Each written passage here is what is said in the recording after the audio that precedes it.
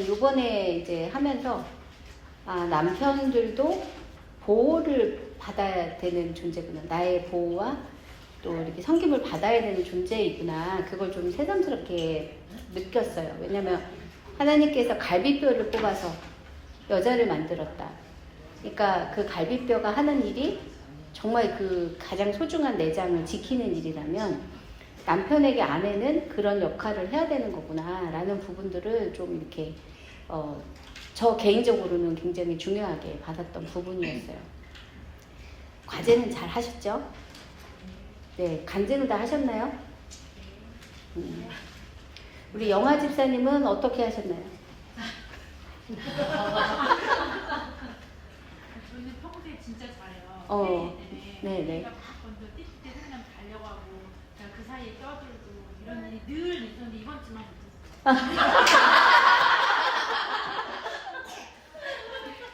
그 왠지 사실처럼 느껴지는데요? 예, 이게 표현하지 않은 사랑은 사랑이 아니다. 근데 이제 아마 여러분도 일주일 동안 하시면서 보셨을 것 같아요. 남편의 그 표정 변화. 보셨나요? 네. 아끼지 마시고 아침, 저녁 열심히 이제 해주시면 남편들의 간증이 쏟아지지 않을까 그런 생각이 좀 들어요. 자, 다음 주에는 이제 이번 주가 이제 복종의 부분이었다면 5주째 들어갔을 때는 구체적으로 섬기는 거에 대한 부분이에요. 사실 요즘 이제 그 혼인 예식에 가끔 참석을 하면 심심치 않게 주례가 없어요. 그래서 이제 주례 없이 자기들끼리 이제 언약식하고 뭐 이렇게 하는, 그래서 뭐 무슨 퍼포먼스하고 무슨 파티처럼 하는 그런 예식들을 많이 경험을 하게 되는데, 이 결혼식이 이제 부모님이 그 결혼식의 주인공이 아니라, 그래서 예전에는 우리 지금도 혼주라고 하잖아요. 혼주는 부모님이고 혼인의 주인이 바로 부모님 세대였었는데, 요즘은 이제 결혼식이 신랑 신부의 시간이 된 게 요즘의 결혼식이죠. 이런 추세는 아마 계속 더 강화될 것 같아요. 남녀가 평등하게, 그리고 다른 사람 상관없이 부모님과의 관계 다 단절된 채 우리끼리의 그런 어떤 가정들을 이뤄나가는 것이 어떤 기본적인 세팅이 되는 그런 시대가 아마 점점 더 강화되지 않을까 싶은데, 그럼 이런 상황 속에서 성도인 우리는 예수 그리스도를 마음에 모시고, 너무나 분명하게 성경에서 얘기를 하고 있잖아요. 남편에게 복종해라. 남편은 아내를 그리스도가 교회를 사랑하는 것처럼 사랑해라. 이렇게 말씀하시는 그런 말씀을 갖고 있는 우리는 도대체 아내로서 남편과 어떻게 관계를 맺으면서 살아가야 하나. 그게 이제 고민이 되어야 해요. 왜냐하면 너무 상반된 가치관을 갖고 있으니까. 세상에서 말하는 것과 성경에서 말하는 게 너무나 다른, 그리고 점점 더 달라질 그런 세계를 우리가 살아야 되기 때문에 이 부분에 고민을 하지 않으면 어느 순간에 우리가 가고 싶지 않은 그 길을 가고 있는 것을 이제 발견하게 되는 거죠. 후회가 될 거예요. 이번 5주차의 그 중심, 핵심 그 성구는 창세기 2장 24절. 이러므로 남자가 부모를 떠나 그의 아내와 합하여 둘이 한 몸을 이룰지로다. 남편과 아내가 각각 부모를 떠나서 한 가정을 이뤄서 둘이 한 몸이 된다. 이 성경적인 진리에 대한 부분들을 이제 보게 되는데, 이 교제에서 남편과의 관계에 있어서 아내가 남편에게 줄 선물이 3가지가 있다라고 얘기를 해요. 첫 번째는 리더십. 남편이 주도권을 갖게 하는 것. 그게 아내가 줄 수 있는 첫 번째 선물. 두 번째 선물은 친밀한 육체 관계. 남편과 아내만 할 수 있는 육체적인 관계가 남편에게 줄 수 있는 두 번째 선물. 그리고 세 번째는 뭐냐? 지혜롭고 다정한 소통을 하는 거예요. 의사소통하는 거. 요 3가지가 아내가 남편에게 줄 수 있는 그 선물이라고 얘기를 하고 있어요. 그거를 이제 한 이틀 정도를 공부를 하게 되는데, 첫 번째 이 남편에게 주도권을 주는 거, 리더십을 주는 그 일에 있어서는 무슨 뜻이냐면 가정의 머리가 남편임을 인정하는 거예요. 모든 일에 있어서. 남자들이 아내에게 원하는 것은 소소한 애정 표현이 아니고 사실은 존경을 원한다. 근데 소소한 애정 표현은 뭐냐? 그 다음 내용이긴 해요. 여러분 허그하고 들어왔을 때 아는 체 해주는 그게 단순하게 육체적으로 이렇게 따뜻하게 해주는 게 아니라 당신이 이 가정에 너무 소중한 존재입니다. 이걸 표현하는 거거든요. 그래서 그게 이제 중요한 부분인 거예요. 사실 그러니까 남자와 여자가 만나서 결혼을 하게 될 때는 서로 콩깍지가 씌워서 이제 결혼을 하잖아요. 이 세상에 이 남자 같은 남자가 없어. 이 여자 같은 여자가 없어. 그래서 사실은 결혼을 하는 거거든요. 그러니까 아마 섬에 둘이만 있는데 콩깍지가 안 씌우면 절대 결혼하지 않을 거예요. 근데 콩깍지가 씌우니까 이 사람 같은 사람을 놓치면 내가 평생 후회할 거야. 라고 생각해서 결혼을 하죠. 예, 그런데 대부분의 여자, 아내들은 결혼, 신혼이 딱 지나기도 전부터 남편에 대한 실망감이 생기게 돼요. 내가 생각했던 그 남자가 아니네. 내가 좋았다고 생각했던 저 장점이라고 생각했던 게 생각해보니까 이 사람의 가장 큰 약점이네. 이런 걸 또 알게 되고 되게 의젓한 줄 알았는데 완전 애잖아. 이런 생각이 들 때도 있고. 남편을 존경할 수 있는 많은 그 지점들이 붕괴되는 걸 이제 경험을 하다가 결국은 점점 존경심을 잃게 되고 나중에는 이제 남편을 무시하는 데까지 가게 돼요. 실제로 살아보면 남편들이 대다수는 계산이 빠르지 않아요. 그리고 남편들이 스마트하지 않아요. 아내들보다. 그러니까 이제 살아가는 기술이나 이런 게 남편보다 아내들이 훨씬 더 이제 높은 수준에 있으니까 남편들을 존경하는 걸 계속하기가 쉽지가 않은 상황이 돼요. 물론 그렇지 않은 남편도 있습니다. 여러분의 남편이 그런 사람일 수도 있어요. 여전히 나는 남편을 존경하고 사랑하고 이 세상에 이 사람밖에 없어 라고 생각하는 거 이거 진짜 축복받은 거예요. 이상하다고 생각하지 마세요. 그거 정말 가장 이상적인 부분인 거죠. 그런데 대부분의 그 아내들은 그 기간을 이제 지나게 돼요. 남편이 존경스럽지 않아. 이 사람을 내가 어떻게 평생을 이 사람한테 의지해서 복종해서 평생을 살아갈 수 있을까? 이러다가 다 망할 것 같아. 이런 생각을 하는 그 시점들이 있단 말이죠. 그런데 성경의 말씀은 그냥 조건이 없어요. 남편이 존경할 만하면 그때 복종해라. 뭐 이렇게 안 하고요. 그냥 아내들아 남편에게 죽게 하듯 복종해라. 그게 끝이에요. 그러니까 이제 미치고 팔짝 뛸 노릇이에요. 이게 손해볼 게 너무 뻔한데 그리고 이렇게 하면 내가 상처받을 게 너무 뻔한데 하나님은 조건 없이 그렇게 하라고 말씀을 하시잖아요. 왜냐하면 남편이 아내에게 존경받는 것, 복종해서 당신이 이 가정의 주인입니다 라고 말하는 그 행동하는 그것이 남자에게 있어서 가장 중요한 욕구, 즉 리더십, 중요한 존재가 되고 싶어하는 그 기본 욕구를 채워줄 수 있는 유일한 방법이기 때문이라는 거예요. 그러니까 남편들이 나가서 어떤 일을 하든지 상관이 없어요. 가정에 왔을 때 아내가 당신은 이 세상에서 유일한 그리고 우리 가정에서 당신이 최고예요 라는 이야기를 듣게 되면 밖에서 어떤 상황이든지 그 상황을 견디고 행복할 수 있다는 거예요. 여러분이 지난주에 이렇게 열심히 안아준 거 있잖아요. 그게 이 마음을 표현하고 있는 거예요. 당신이 우리 가정에 너무 소중한 사람이에요. 이 사람이 정말 존경할 만한 일을 하기까지 기다리는 게 아니라 결혼하면서부터 이 사람은 하나님의 우주에서 딱 한 사람, 나에게 주신, 나에게 존경받는 사람입니다라는 걸 표현할 수 있는 그 유일한 사람이 되었다는 거죠. 근데 하나님, 저는 이 남편하고 사는 게 너무 힘든데 어떡하나요? 그럼 나의 이 불안은 어떻게 하나요? 이 사람하고 있으면 망할 것 같은데 그럼 어떻게 하나요? 성경에서는 뭐라고 얘기하냐면 그거는 예수님이 채워주시는 거예요. 남편에게 받는 게 아니라 나의 공급처는 예수님이시고 그리고 예수님께 받은 것을 남편에게 흘려보내는 거예요. 이거 언페어해요. 남편이 정신 안 차리고 계속 내가 공급하면 어떡할까요? 주님이 그렇게 하실까요? 네, 주님은 그렇게 안 하세요.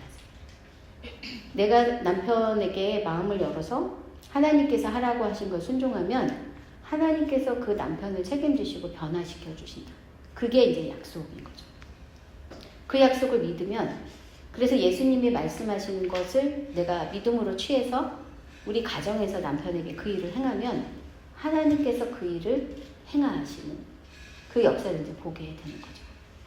그래서 여기서 매일 남편을 존경해야 되나 말아야 되나, 남편을 의지해야 되나 말아야 되나 고민하지 말라고 얘기를 하는 거예요. 이거는 믿음의 영역이고 결단해야 되는 부분이거든요. 결단하고 나면 그 다음에는 하나님이 하시는 일들을 보게 돼요. 그런데 이제 항상 문제는 우리가 원하는 속도와 하나님이 행하시는 속도가 다르다는 거. 그래서 내가 이렇게 했는데 아니야. 이렇게 열폭하는 그 순간에 하나님이 행하고 계시는 그런 상황일 수도 있거든요. 시기와 때는 하나님께 맡기고, 그리고 하나님이 우리에게 주시는 게 가장 선하고 완전하다. 그 고백을 하나님께 드리면서 이 남편에 대해 우리 가정의 가장으로 세워주신 것, 그리고 이 사람이 우리 가정의 주도권을 갖고 있다는 것을 매일 인정하는 삶, 그걸 사는 것이 이제 필요한 부분이에요. 아내가 남편에게 줄 수 있는 굉장히 중요한 선물이라는 거죠. 그리고 이 남편의 주도권이라고 말하는 데 있어서 여기서 또 뭐 하나를 얘기를 하고 있냐면요. 남자다움이라고 말하는 부분을 인정해 주라는 거예요. 제가 이제 우리 아이들을 학교를 보낼 때 기도 제목이 한 가지가 있었어요. 뭐냐면 하나님, 우리 애들, 이제 남자아이들, 하나님 얘네들 학교에서 남자 선생님 좀 만나게 해주세요. 그 당시만 해도 여자 선생님들이 뭐 95% 이 정도는 아니었거든요. 유치원부터 여자 선생님들을 계속 만나니까 아주 정상적이고 건강한 남자아이들이 말썽쟁이가 되는 거예요. 활동이 크잖아요. 그리고 걔네들은 그걸 다 표현하는 게 하나님이 주신 그런 부분이거든요. 그런데 선생님들은 가만히 앉아있는 애들이 좋은 애들이고 발성 안 부리는 애들, 뛰지 않고 막 그런 애들이 착한 애들이라고 생각하시니까, 그래서 여자 선생님들을 만나면 상대적으로 이 남자애들은 자기가 뭔가 이상한가라는 생각을 계속 이제 주입받게 돼서 제 나름대로 이제 기도 제목이 그거였어요. 근데 감사하게 이제 남자 선생님들을 많이 만나게 됐는데, 이게 이제 왜 문제가 되냐면, 우리 여자들이 생각하는 남성다움이라는 그런 부분에 있어서 오해가 되게 커서 그래요. 가만히 앉아있는 거? 그거 아니고요. 욥기에 보면 여기서 이제 제시한 말씀이에요. 38장 1절부터 3절까지. 그때 여호와께서 폭풍우 가운데서 욥에게 말씀하여 이르시되 무지한 말로 생각을 어둡게 하는 자가 누구냐. 너는 대장부처럼 허리를 묶고 내가 내게 묻는 것을 대답할지니라. 여기서 대장부처럼 허리를 묶고 라고 말할 때 이 대장부는 전사라는 뜻이에요. 전사. 전쟁터에 나가서 싸우는. 그러니까 남자들이 생각하는 그 자기들의 그냥 본성. 그러니까 생각이 아니라 그냥 자기들의 본성은 뭐냐면 싸우는 거예요. 나가서 우리가 생각하는 과격하게 그렇게 행동하는 거를 남자들은 그냥 원래 본질적으로 좋아해요. 그래서 뭐 그 축구 하다가 다리 분질러 먹는 우리 남자들 지겠자 많잖아요. 십자인데 다 아니 왜 저렇게 위험한 짓을 해? 라고 우리는 생각하지만 그 남자들에게는 그냥 본성인 거예요. 근데 그걸 자꾸 억제하는 그런 상황들을 이제 하게 되면 남자들이 남자로서 제대로 못 자라게 되고 그 역할을 감당하는 데 있어서 이제 어려워지게 되는 거죠. 남편들이 가정 안에서도 이 역할을 감당할 수 있게 해줘야 된다는 거예요. 그러니까 우리가 보기에는 위험한 짓을 할 때가 있어요. 뭐 이렇게 사업을 할 때도 너무 이렇게 막 모험적으로 갈 때거나, 또 저기 아까 말한 것처럼 지금 축구할 나이가 아닌데 축구하러 가갖고 막 다리 분질러갖고 온다고 그런 일을 보면 말리고 싶은데 그 일을 막으면 안 되는 부분이라는 거예요. 그래서 남성다움들이 나타날 때 그 일을 잘 표현할 수 있도록 해주는 게 이제 필요한 부분이고요. 특히 이제 우리가 아들을 키우잖아요. 아들 키우는 엄마. 저도 아들만 둘, 여기는 아들 셋, 예, 그리고 아들 다 있으시죠? 여기 아들 없는 분이 몇 분 안 되는. 아들을 키울 때 이 자기의 남성다움을 표현하는 것들에 대해서 애비하는 그런 태도가 아니라 이걸 어떻게 잘 키워줄까를 생각해 봐야 되는 부분인 거예요. 만약에 이 모험을 자초하고 그 일을 기꺼이 감당하려는 마음이 없으면 사실 우리 인생에서는 큰 어떤 변화를 겪을 수가 없어요. 제가 지금 생각해 보면 우리 남편은 운동하는 것도 좋아했지만 사실은 이게 무슨 뭐라 그럴까 모험 이런 것들을 좋아했구나라는 생각이 드는 게 뭐냐면 저희가 목회를 이렇게 안정적으로 잘 하고 있었거든요. 춘천에서. 갑자기 접고 디테스를 가재요. 이 사람이 제정신인가? 그리고 우리 애가 지금 둘인데. 그리고 목회를 나가서 그럼 어디로 갈 건데 어디로 가는지도 모르는 상황에서 가야 된다는 거예요. 감사하게도 그 일을 그냥 우리가 그냥 으쌰으쌰해서 갔어요. 근데 나중에 생각해보면 내가 미쳤지 생각이 정말 많이 들어요. 그렇게 모험을 하는 것 자체도 남자들이 갖고 있는 성품 중에 하나라는 거죠. 그래서 그것들을 이제 이렇게 안정적인 그 한도 내에서 하시는 분들도 있지만 그 남편들 안에는 어느 영역이든지 그런 것들이 이렇게 표출되는 그런 어떤 영역들이 있어서 그것들을 인정해주고 할 수 있도록 길을 이렇게 열어주는 게 우리 아내들이 해야 될 일인 거다. 동의해주고 그 대신 축구하고 와. 그 대신에 너무 크게 다치지 마. 뭐 이런 것들 있잖아요. 안 보면 돼, 안 보면. 뛰는 것만 안 보면 괜찮아요. 그런 부분들을 잘 이해해주고 수용해주는 것들이 남편에게도 되게 필요한 부분이다라고 얘기를 해요. 남편들에게 줄 수 있는 선물 첫 번째가 아까 리더십이라고 주도권을 남편에게 주는 거 그리고 남편의 그 남성다움을 인정해 주는 거라면 두 번째는 친밀한 육체의 관계라고 얘기를 해요. 성에 대한 욕구를 얘기를 하는데 이 부분은 여자들이 생각하는 성과 남자들이 생각하는 성이 완전히 다르다는 것을 인정하는 게 이제 필요해요. 근데 사실 이거 쉽지 않아요. 저도 지금 결혼한 지 30 몇 년 지났잖아요. 근데 지금도 잘 모르겠어요. 그러니 이제 우리가 여자들이 생각하는 성의 모습과 남자들의 성의 모습이 같다고 생각하면 100% 서로 오해할 수밖에 없는 상황인 것 같아요. 근데 남자들에게 있어서는 여기서는 그렇게 표현해요. 남자의 성욕은 정신과 의지와 감정으로 이루어진 그의 영혼에 절대 필요한 부분이다. 그게 어떤 욕심이나 어떤 잘못된 어떤 그 감정이 아니라 남자들에게 있어서는 그냥 그 사람의 삶의 그냥 한 부분인 거다. 그렇게 인정해 줘야 된다는 거예요. 그래서 이 부분을 너무 많이 이제 절제를 시키거나 욕구가 채워지지 않으면 이게 나쁜 마음이 아니라 본성으로 이길 수 없어요. 폭발하는 상황이 이제 오게 된다는 거예요. 예전에 이제 박리부가 사모님이 이 얘기를 가끔 이런 얘기를 하셨었어요. 이제 성적인 부분에 있어서 세상 사람들과 크리스찬이 다른데, 근데 이제 그 크리스찬이 남편들이 가정 안에서 만족하게 하려면 어떻게 해야 되나. 그러면서 뭐라고 말씀하시냐면, 눈을 굶기면 된다. 이렇게 표현을 하시더라고요.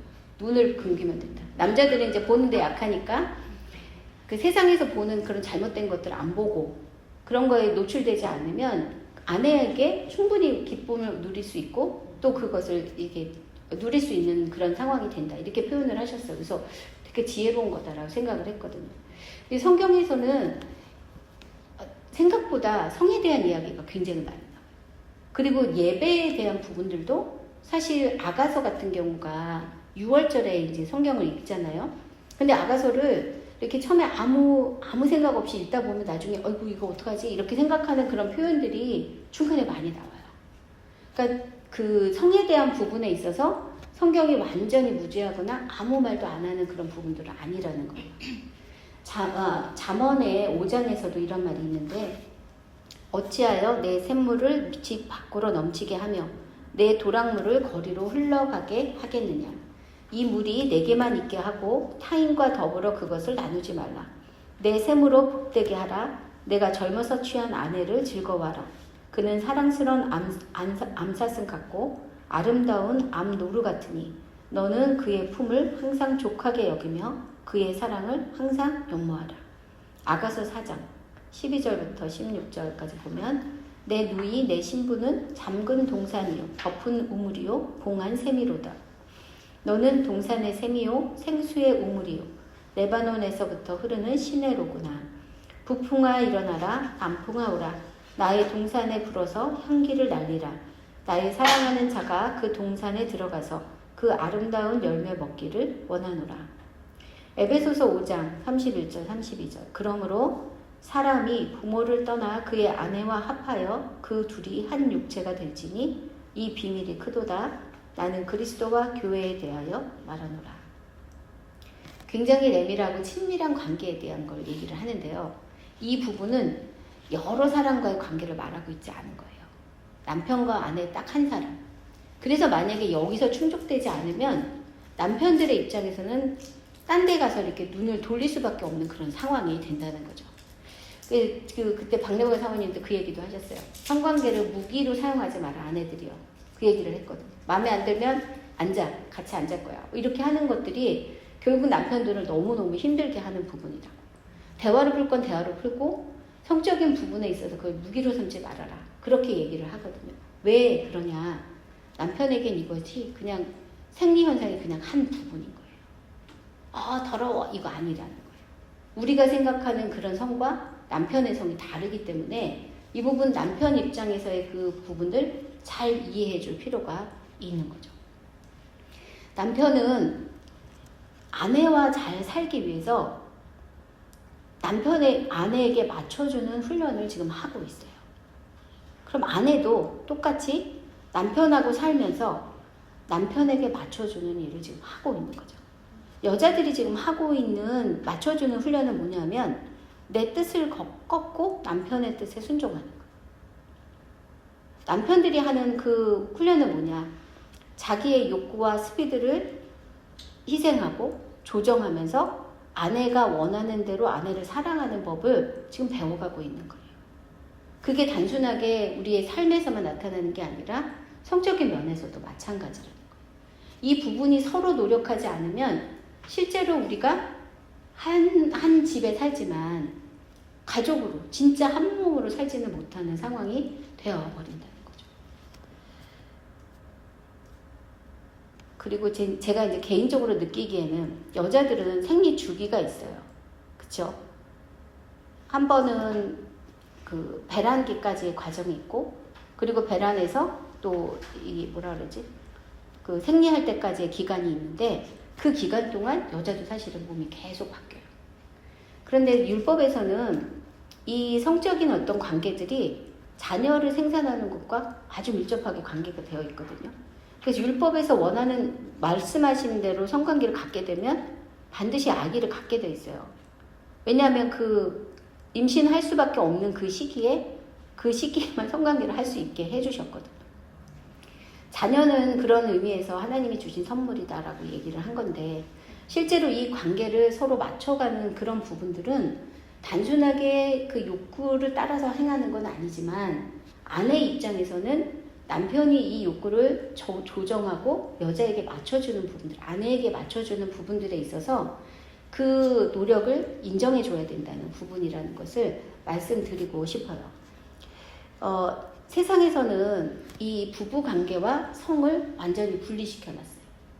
성관계는 누구나 좋아하는 사람하고 하는 거야 라고 세상은 말해요. 성경은 뭐라고 얘기하고 있냐면 이 성관계는 남편과 아내에게만 가능한 거예요.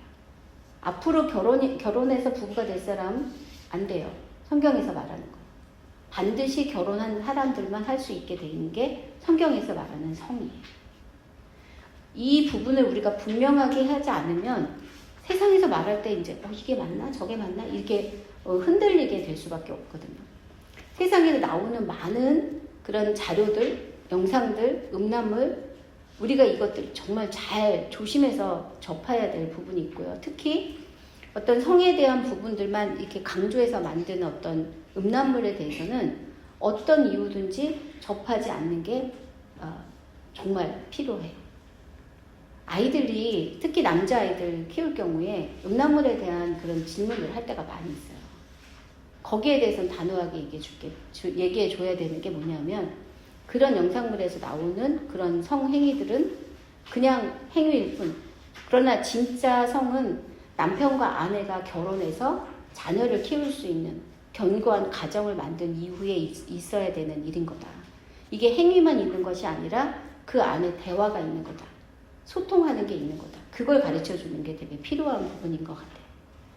그래서 남편들이 육체적인 친밀감에 대한 요구를 할 때 그것을 이제 남편의 이기적인 태도로 보지 않기를 여기서는 이제 권하고 있어요.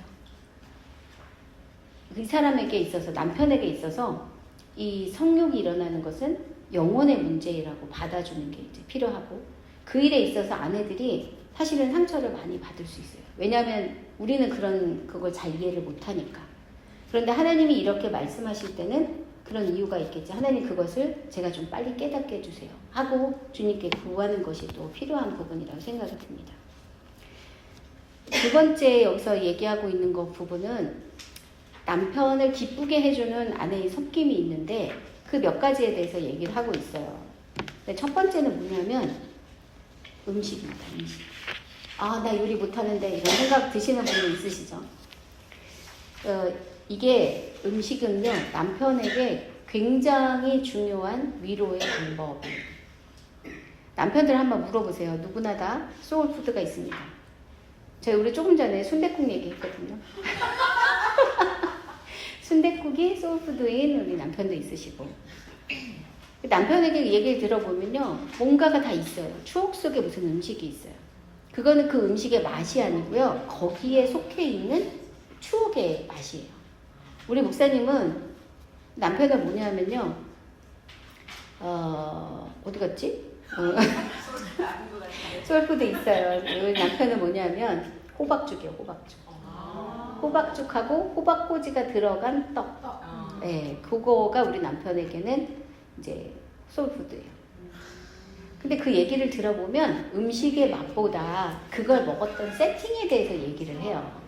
호박죽을 먹었을 때 자기가 이렇게 그 집이 약간 높은 데 있었거든요, 동네에. 근데 그걸 먹고 있다가, 그리고 너무 맛있게 먹고 있었는데 동네에 불이 난 거야.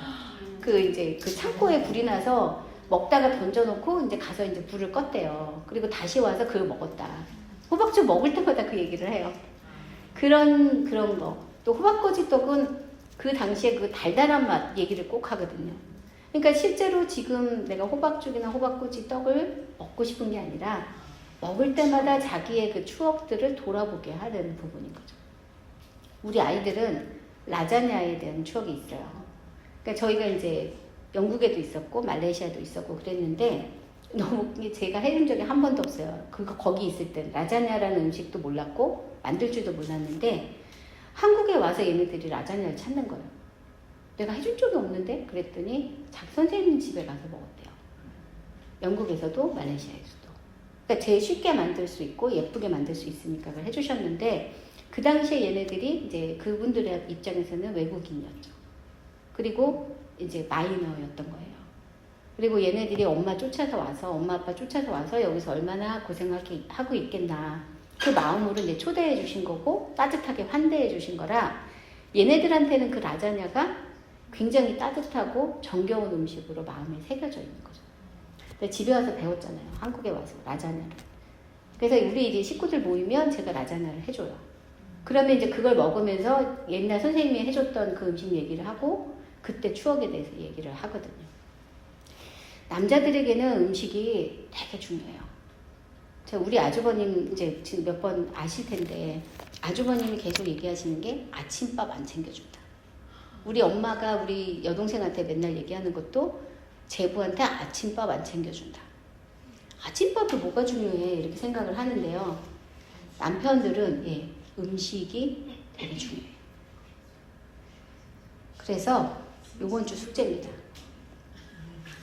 남편들에게 물어보세요. 당신의 추억의 음식은 뭐냐?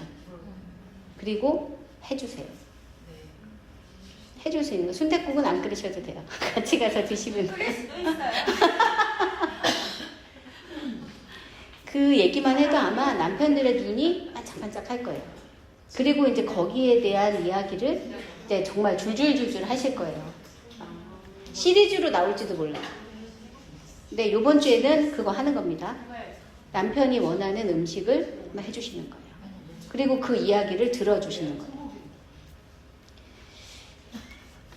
자, 그리고 남편에게 이렇게 음식으로 남편을 기쁘게 해주고 마음을 위로해주는 것뿐만이 아니라 또 하나는 남편이 처한 그 상황을 듣고 공감해주고 긍휼히 여겨주는 거.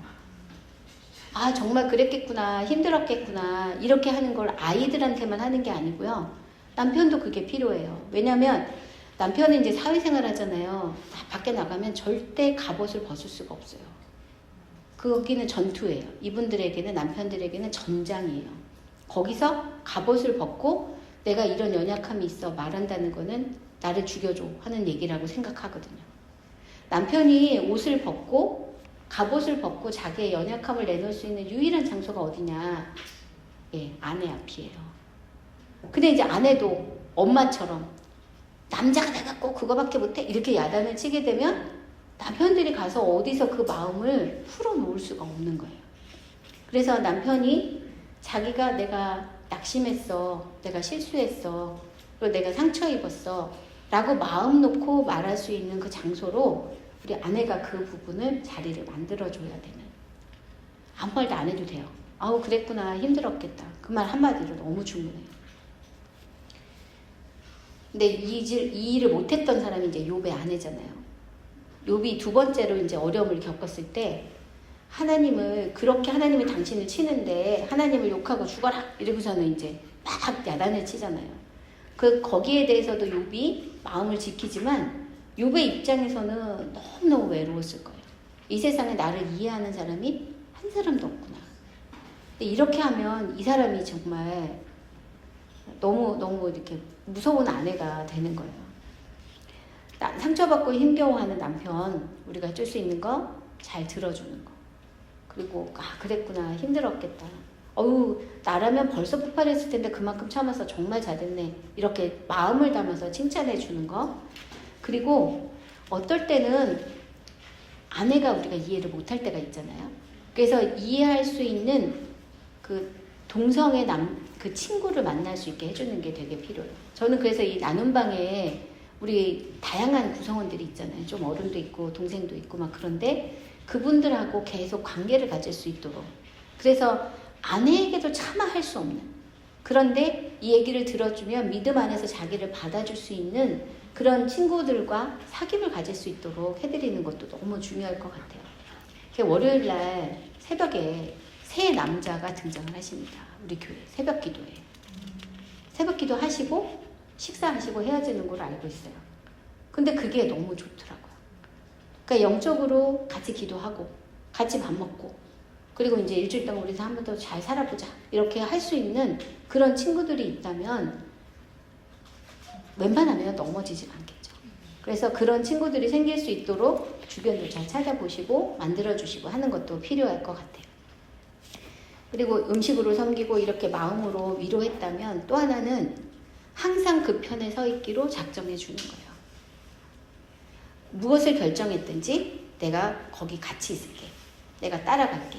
당신 혼자가 라고 말하지 않는 거. 근데 제가 이거 쓰면서 되게 마음에 찔렸어요. 저도 이 얘기 잘하거든요. 그럼 당신 혼자 갔다 와. 이렇게 말을 많이 하는데 그렇게 안 하기로.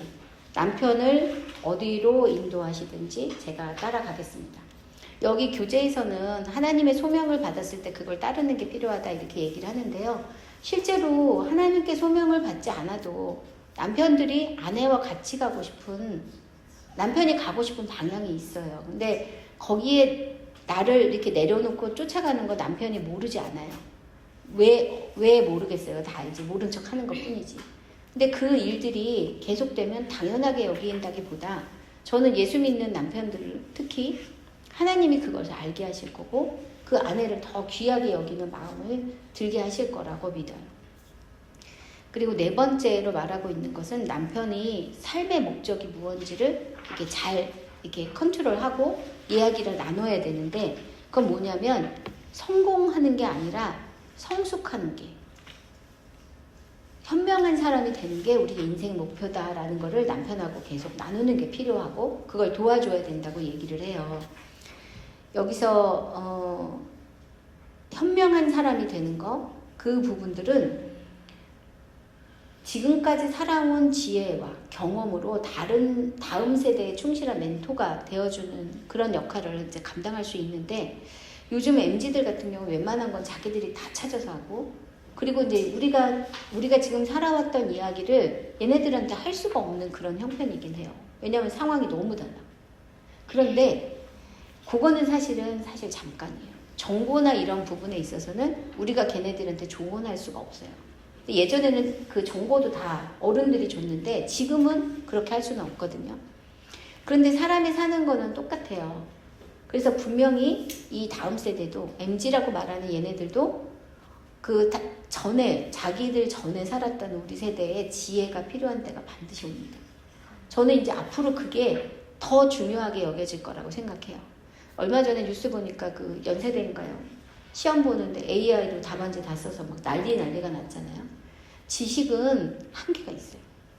그런데 하나님이 우리 인간 한 사람 한 사람에게 주신 그 지혜는 그 깊이를 아무도 알 수 없을 만큼 깊어질 수 있다고 생각이 듭니다. 우리가 남편에게 원해야 되는 거, 남편에게 우리가 격려해야 되는 부분은 뭐냐면 뭔가 잘하지 않아도 돼. 하나님 앞에서 깊은 사람이 돼. 그것을 우리가 도와주는 게 이제 필요하다고 생각이 들어요.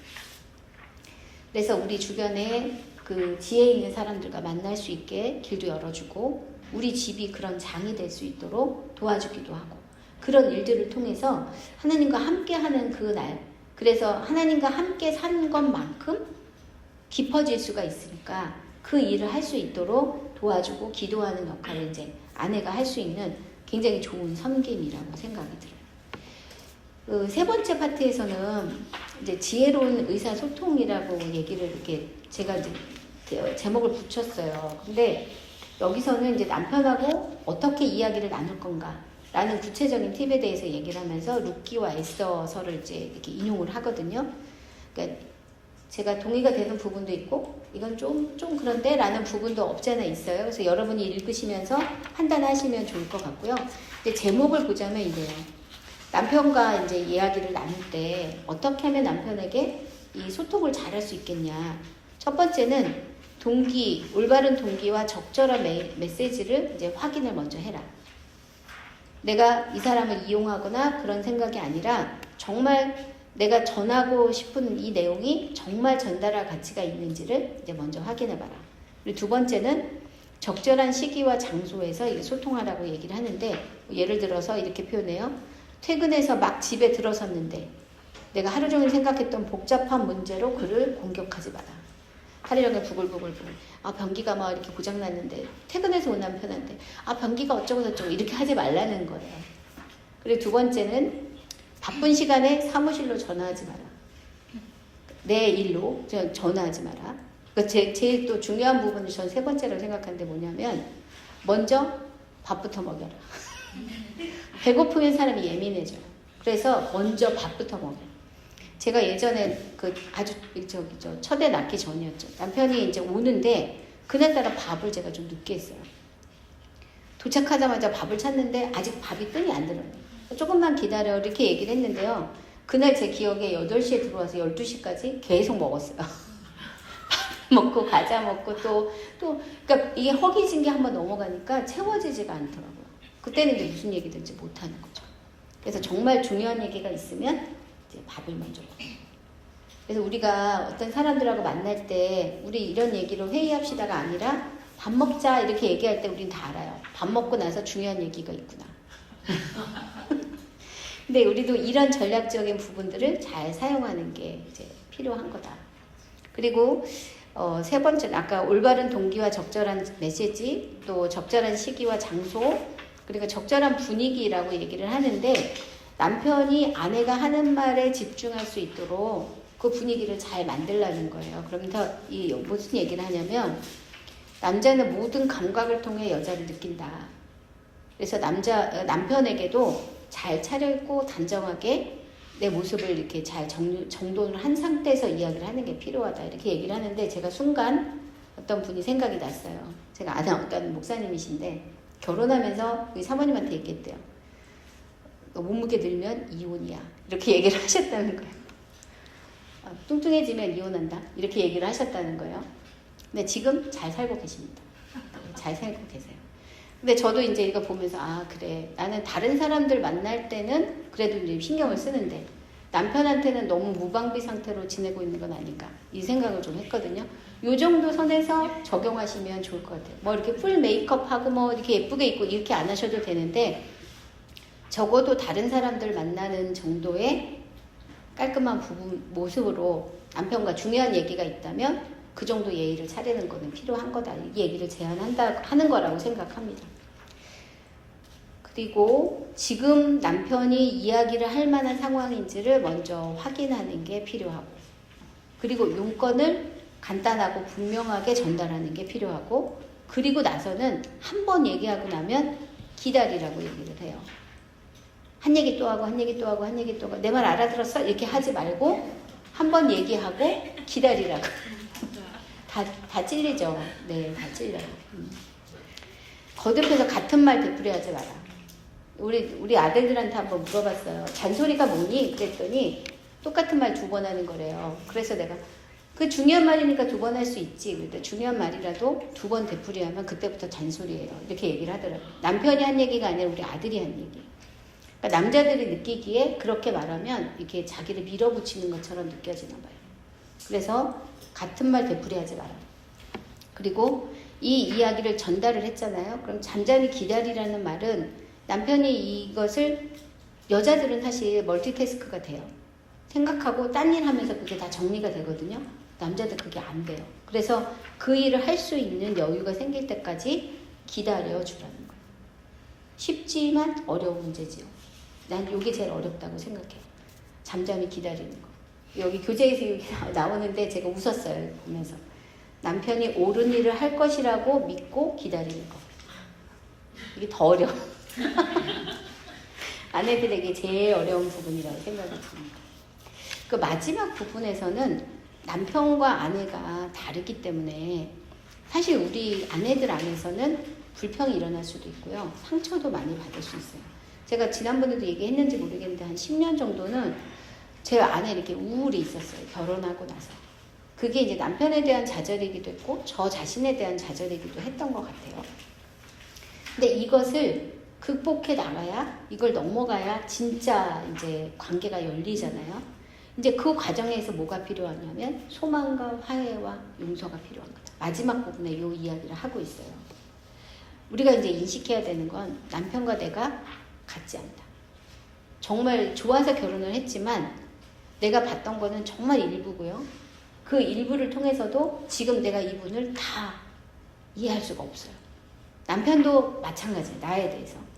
거기를 이제 전제로 깔고 얼마나 다른지는 여러 가지 방법으로 이제 확인해 보셔도 좋아요. 뭐 5가지 사랑의 언어, 뭐 MBTI 이런 거 다 동원하셔도 좋아요.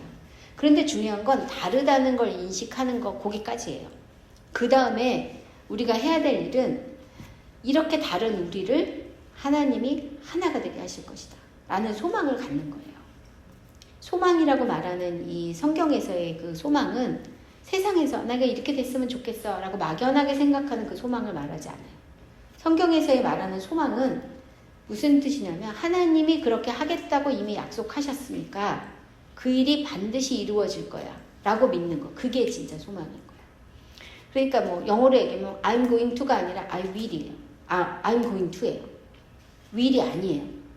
불확실한 어떤 것들이 이루어지기를 막연히 바라는 게 아니고 하나님이 약속하셨으니까 반드시 이루어질 거야 라고 믿는, 그게 이제 성경에서 말하는 소망인데 어디에 소망을 둬야 되냐. 예레미야 29장 11절 말씀.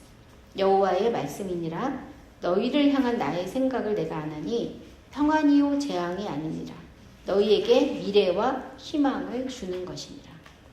하나님이 이렇게 주겠다고 약속을 하신 거예요. 그럼 소망은 뭐냐? 이 약속이 이루어질 것을 내가 믿는 거예요. 그때가 언제 이루어질지는 알 수 없지만 반드시 하나님이 그렇게 하실 거야. 내가 그때를 기다리고 오늘 사는 거야 라고 얘기를 하는 거죠. 우리 삶 가운데는 이렇게 평안을 주시겠다라고 말씀을 하셨지만 실제로 우리가 삶에서 겪는 것은 평안보다는 사실 혼돈이고 절망이고 낙심인 상황이 훨씬 더 많아요. 그런데 그런 상황 가운데서도 하나님은 변함없이 우리에게 계속 말씀하시는 거예요. 내가 너희를 위해 갖고 있는 그 생각은 평안이야. 지금 네가 겪고 있는 것이 혼란처럼 보여도 이 평안은 내가 너에게 주려고 준비한 그 선물이야. 이렇게 말씀하고 계세요. 그래서 우리에게 필요한 것은 그것이 분명히 이루어질 것을 내가 마음으로 믿고 기도하며 그때를 기다리는 거죠. 그래서 상대방이 변하지 않아도, 즉 남편이 변하지 않아도 그 사람을 온전하게 만드실 분이 하나님이신 것을 믿고 그때가 언제가 되든지 내가 이 사람과 싸우지 않고 하나님의 말씀대로 이 사람을 남편으로 존중하고 우리 가정의 가장으로 인정하며 그를 온전히 서포트하는 자리에 있기로 결정하는 거. 그게 하나님께 진짜 소망을 둔 우리가 해야 될 그런 일이라는 거예요. 예수님이 이 제자들에게 나타나셨을 때요. 그 부활하신 예수님이 제자들에게 나타난 장면이 요한복음 20장에 나오는데 이때의 제자들을 생각해 보면 완전히 절망 그 자체였어요. 메시아라고 따라다녔던 예수님, 그분이 죽으셨고 부활하셨는데 죽으셨는데 그 부활하시기 전까지 이 예수님을 그럼 도대체 내가 예수님 믿는 사람으로서 예수님이 난 메시아로 믿었는데 나는 도대체 어떻게 해야 되지? 멘붕인 거죠. 약속은 분명히 있었지만 그 당시에 지금 예수님이 나타나기 전까지는 소망이 하나도 없어 보였어요. 그런데 예수님께서 나타나셔서 그들에게 하신 게 뭐냐면 21절, 22절, 23절에 예수께서 또 이르시되 너희에게 평강이 있을지어다 아버지께서 나를 보내신 것 같이 나도 너희를 보내노라. 이 말씀을 하시고 그들을 향하사 숨을 내쉬며 이르시되 성령을 받으라. 너희가 누구의 죄든지 사하면 사해질 것이요 누구의 죄든지 그대로 두면 그대로 있으리라 하시니라. 약속하신 대로 주님이 나타나셨고요. 평강에 있으라 하시면서 그들에게 성령을 내쉬어서 이렇게 보내주셨어요. 하나님이 주신 이 약속이 온전히 이루어지기 위해서는 우리 안에 분명히 하나님의 임재 그리고 성령이 우리를 이끄시는 것이 반드시 필요해요. 그럼 지금 우리가 하나님 우리 안에 성령을 부어주세요 라고 기도할 필요가 있을까요? 아니에요. 이미 오셨기 때문에 그분이 일하실 때를 기다리는 게 우리에게 가장 필요한 부분입니다. 제자들은 이 두려움에서 자유할 수 있는 기회를 예수님이 주셨고 그리고 그것을 붙잡았어요. 예수님 부활하신 예수님을 만났기에 예수님을 죽인 사람들도 용서할 수 있었고 그리고 그 다음 단계로 넘어갈 수 있게 되었어요. 우리에게도 마찬가지입니다. 하나님이 우리에게 평안을 주겠다 약속을 하셨고 그 소망을 가지게 하셨다면 우리가 이제 해야 될 일은 우리 안에 있는 나쁜 기억들, 나쁜 관계들에 대해서 적극적으로 용서를 선포하는 거예요. 제가 지난번에 한번 말씀드렸죠. 중학교 선생님, 제가 20년 동안 미워했던 선생님. 그 선생님을 미워하기 위해서 저는 20년 동안 힘을 썼거든요. 그런데 왜냐면 이름을 기억하고 그 사건을 기억하는데 하나님이 그렇게 말씀하셨어요. 그거 사람을 사랑하는 것만큼 미워하는 거에도 에너지가 든다. 진짜 그렇더라고요. 그 사람을 제가 20년을 기억하기 위해서 에너지를 썼던 거예요. 그런데 그때도 제가 공부했던 그 과목이 이제 용서였거든요. 그 사람을 용서하기로 마음 먹고 하나님 앞에 이렇게 내어놓고 났더니 정말 이름도 표정도 그 사건도 그냥 싹 사라지더라고요.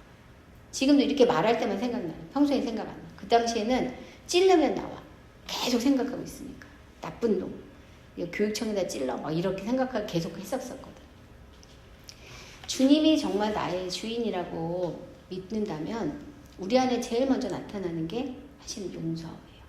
특별히 가까운 사람에게 있어서 갖고 있는 쓴뿌리, 그 사람에게 받았던 상처 이런 것들을 주님이 모르시지 않아요.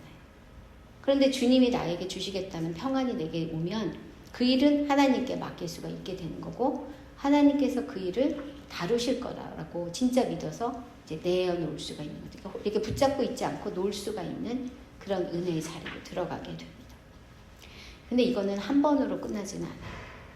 특히 가까운 사람과의 관계에서는 상처가 진짜 겹겹이 쌓여 있잖아요. 하나가 아니에요. 제가 아까 말했던 중학교 선생님은 나하고는 한 번의 사건이었으니까 그렇게 한 번에 잊혀질 수 있었지. 근데 가까운 사람들과의 관계에서 상처는 사실 겹겹이 쌓여 있어요.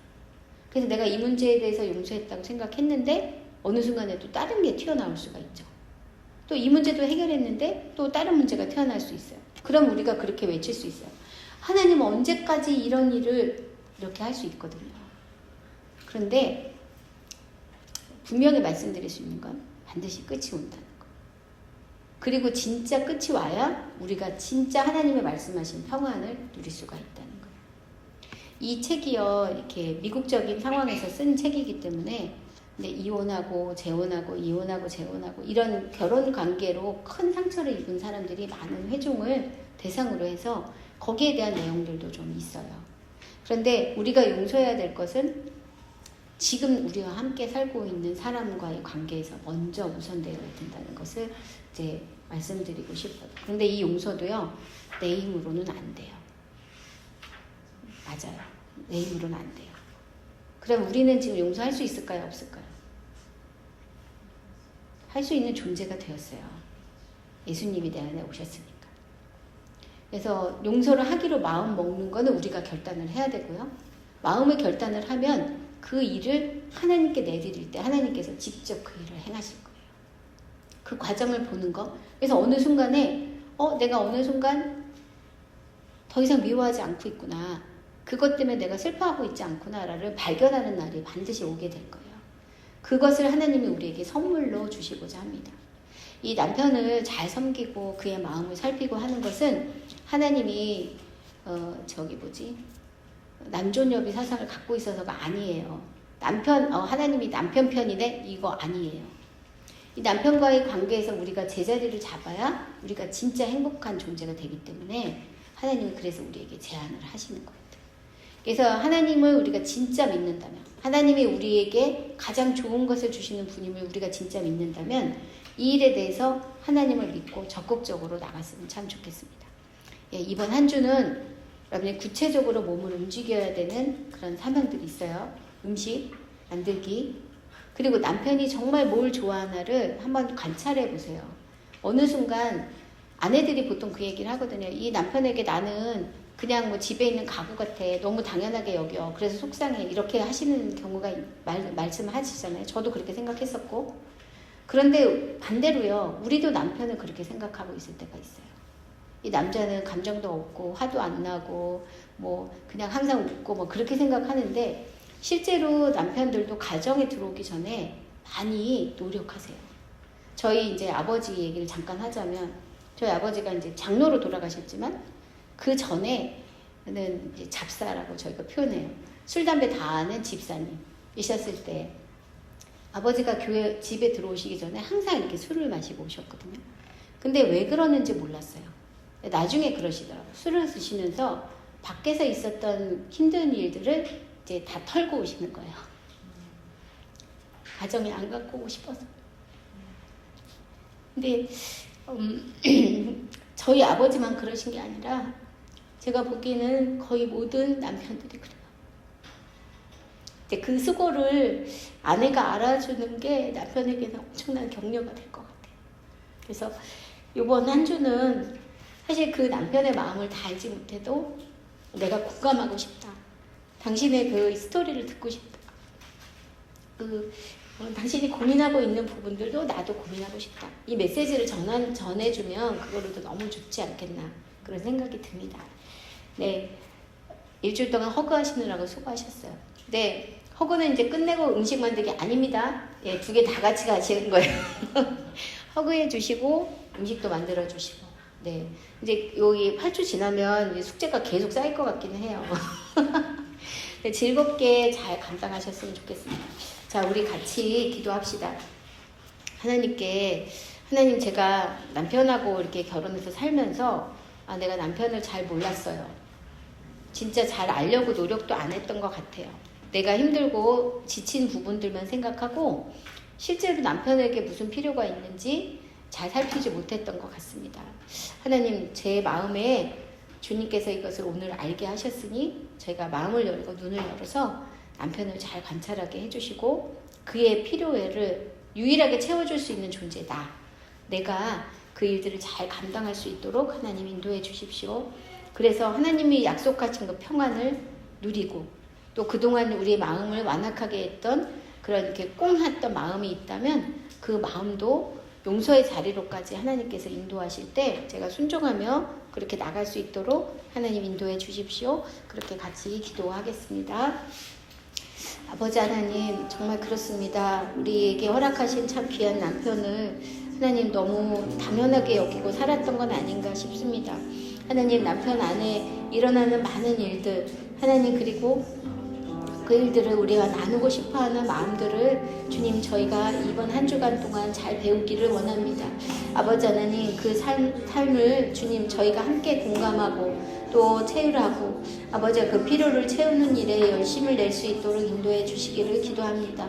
하나님, 그래서 정말 긴 세월 동안 쌓였던 우리의 마음의 섭섭함도 주의 말씀으로 잘 알리게 해주시고, 하나님 그들이 반응을 온전히 하든 하지 아니하든 하나님 앞에 감사한 마음으로 나갈 수 있는 저희가 될 수 있도록 하나님 인도해 주시기를 간절히 소원합니다. 하나님, 우리에게 하나님의 지혜를 주십시오. 또 하나님께서 이미 약속하신 평안에 대한 하나님 그 소망의 그 믿음을 하나님 우리에게 주십시오. 하나님, 그래서 우리에게 허락하신 매일매일을 주님과 함께 정말 살아가는 그 기쁨을 누리게 해주시고, 주님의 그 기쁨과 감사가 하나님 우리 가정 안에 넘치도록 부어질 수 있도록 하나님 역사에 주옵소서.